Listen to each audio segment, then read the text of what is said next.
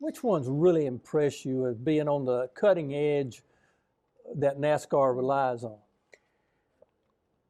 Coach, I tell you, that's an interesting question because I think the ownership in the sport is changing some. When you think about someone like Rick Hendrick, I think about the New York Yankees because he's built an empire over there of championships and, just class and the drivers that have gone through that organization over the years have been, the best of the best. Certainly you think of Coach Joe Gibbs at Joe Gibbs Racing. And, here's a guy that's won 3 Super Bowls. He's won multiple NASCAR championships.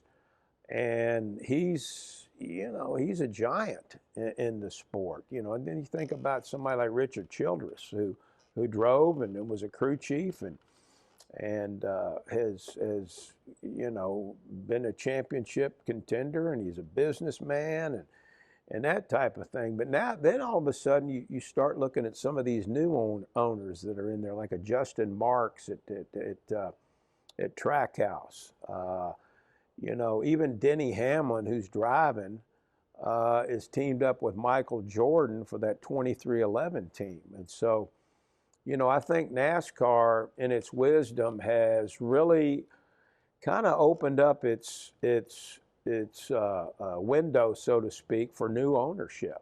And it's kind of interesting to see that some of the new ownership that you're seeing. As I mentioned, who would have thought that Michael Jordan would be involved in NASCAR, right? But he is. He's involved. And they say when he was growing up in Wilmington, North Carolina, that his dad used to pack him in the station wagon, and they'd either go to Rockingham, North Wilkesboro, Darlington, or Charlotte, because he's a big NASCAR fan, right? And then Trackhouse Racing, one of the minority owners is the Singer Pitbull.